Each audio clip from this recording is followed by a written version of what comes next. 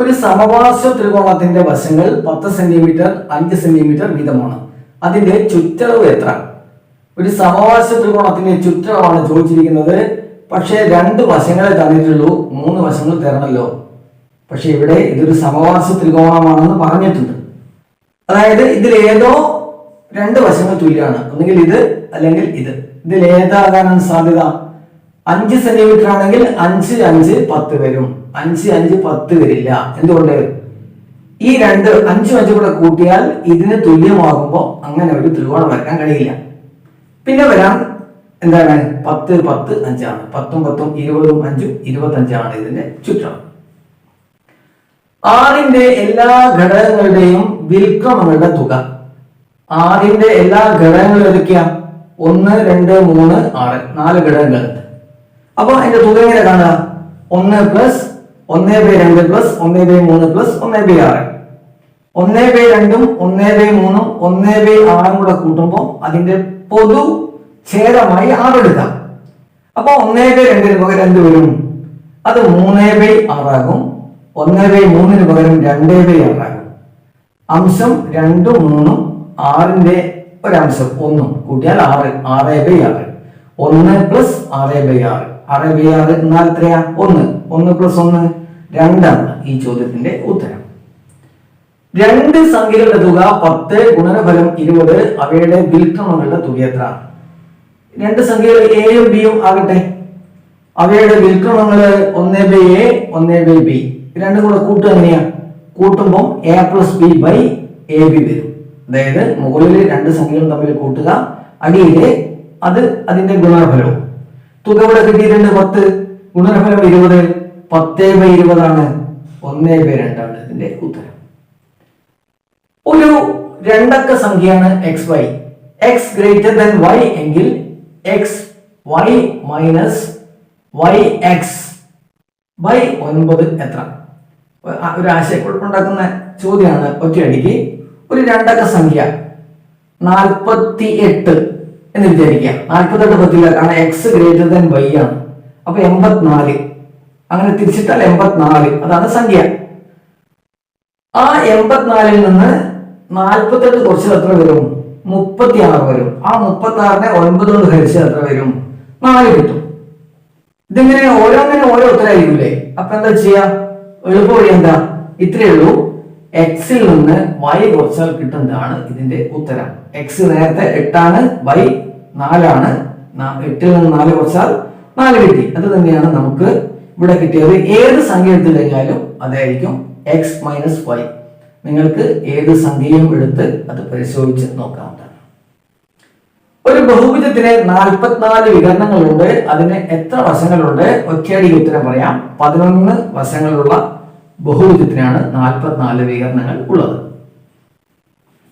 √2 √8 √18 √32 എന്ന സമാന്തര ശ്രേണിയുടെ പൊതു വ്യത്യാസം എത്ര?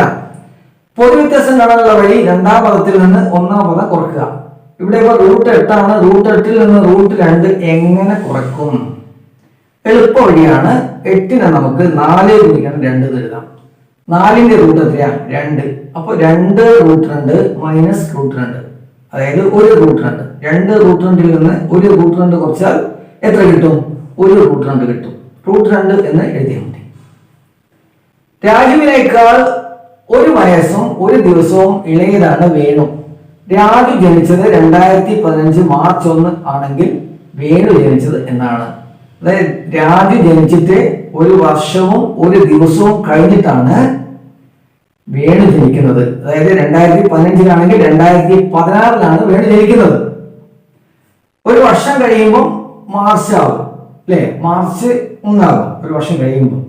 അതിൻ്റെ കൂടെ 1 ദിവസവും. അപ്പൊ മാർച്ച് 2 എന്നാണ് നമ്മൾ സാധാരണ പറയാ. പക്ഷേ 2016 പ്രത്യേകത ഉണ്ട്.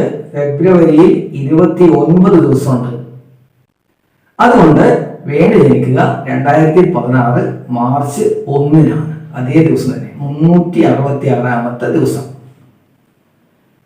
x⁻16ന്റെ വർഗ്ഗമൂലം എന്ത്? x⁴ എന്നാണ് ഉത്തരം പറയാ അല്ലെ പലപ്പോഴും, കാരണം 16ാമത്തെ വർഗ്ഗമൂലം. പക്ഷേ ക്ഷമിക്കുക, അത് തെറ്റാണ്. x⁻8 ആണ് 16ന്റെ വർഗ്ഗമൂലം. ഈ റേസ്റ്റ് വരുമ്പോൾ 16ന്റെ വർഗ്ഗമൂലം അതിന്റെ പകുതിയാണ് ഏത് സംഖ്യയുടെ 8 x⁸8. എ ബി സി എന്നിവ ഒരു ത്രികോണത്തിന്റെ വശങ്ങളുടെ അളവുകളാണ്. കൂടാതെ a - b² + b - c² + c -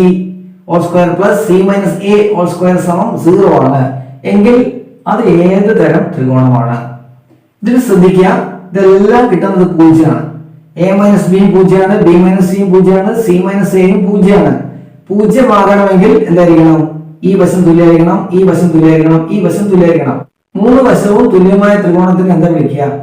സമഭുജ ത്രികോണം. ഒരു വൃത്തത്തിന്റെ വ്യാസം d, ആ വൃത്തത്തിന്റെ കാൽഭാഗത്തിന്റെ പരപ്പളവ് എത്ര? വൃത്തത്തിന്റെ വ്യാസം d എന്ന് പറയുമ്പോൾ പരപ്പളവ് കാണണമെങ്കിൽ എന്ത് വേണം? ആരം കിട്ടണം. d/2 πr² ആണ്. പൈ ഗുണിക്കണം d/2 (² d/2 (² പറയുമ്പോൾ എന്താ? d²/4 വരും. അതായത് പൈ ഗുണിക്കണം d²/4 ആണ് ഇതിന്റെ പരപ്പളവ്. കാൽഭാഗം കാണാൻ അതിനെ 4 കൊണ്ട് ഹരിക്കുക. അപ്പൊ എന്ത് വരും? πd²/16. രണ്ടക്ക സംഖ്യകളും അഭാജ്യ സംഖ്യകളായ എത്ര രണ്ടക്ക അഭാജ്യ സംഖ്യകൾ ഉണ്ട്? ഇതൊരു സംശയമാണ് അല്ലെ? ചോദ്യം വായിക്കുമ്പോൾ എന്താണ്? രണ്ടക്ക സംഖ്യകളും അഭാജ്യ സംഖ്യകളായ, ഒരു ഉദാഹരണം 29. ഇതൊരു രണ്ടക്ക സംഖ്യയാണ്, ഒരു അഭാജ്യ സംഖ്യയാണ്. പക്ഷെ അതില് 2 അഭാജ്യമാണ്, എന്നാൽ 9 അഭാജ്യ സംഖ്യ അല്ല. അങ്ങനെ 2 അക്കങ്ങളും അഭാജ്യ സംഖ്യകളാകുന്ന രണ്ടക്ക സംഖ്യകളാണ്. 4 അഭാജ്യ സംഖ്യകളാണ് ഉള്ളത്. 23, 37, 53, 73. ഒരാൾ 3 ദിവസം കൊണ്ട് ഒരു ജോലിയുടെ 1/8 ഭാഗം തീർത്തുവെങ്കിൽ ബാക്കി തീർക്കാൻ എത്ര ദിവസം കൂടി വേണം? ബാക്കി തീർക്കാൻ പറയുമ്പോൾ എത്രയുണ്ട്? 8ൽ 1 തീർത്തു, 8ൽ 7 ബാക്കിയുണ്ട്. ഒരു ഭാഗം തീർക്കാൻ 3 ദിവസമാണ്, 7 ഭാഗം തീർക്കാൻ 7 × 3 21 ദിവസം വേണം. 1,23,45,679 ഗുണിക്കണം 9 പ്ലസ് 1,23,45,679 ഗുണിക്കണം 18 എത്ര? ഇതൊരു വലിയ ചോദ്യമാണ്. കാൽക്കുലേറ്റർ ഉപയോഗിക്കുകയാണെങ്കിൽ തന്നെ ഒരുപാട് സമയം വേണം. തൽക്കാലം ഇത് സ്കിപ്പ് ചെയ്തു പോകണം എന്നൊന്നും വിചാരിക്കേണ്ട. വളരെ സിമ്പിൾ ആണ്. ഈ സംഖ്യക്ക് ഒരു പ്രത്യേകത ഉണ്ട്. 1, 2, 3, 4, 5, 6, 7, 8 ഇല്ല, 9. 8 വെച്ചുള്ള ഒരു എട്ടക്ക സംഖ്യ ഇത്. ഇവിടെയും അത് തന്നെ. ഇതിനെ 9 ഗുണിച്ചാൽ എത്ര കിട്ടും അറിയോ? 9 ഒന്നുകൾ കിട്ടും. ഇവിടെ ഇത് 9 ഇരട്ടിയാകുമ്പോൾ 18 ആകുമ്പോൾ ഇത് 9 രണ്ടുകൾ കിട്ടും. 9 ഒന്നുകളും 9 രണ്ടും കൂട്ടും എത്ര കിട്ടും? 9 മൂന്നുകൾ കിട്ടും. അതാണ് അതിന്റെ ഉത്തരം. 3, 3, 3, 3 33,33,33,333.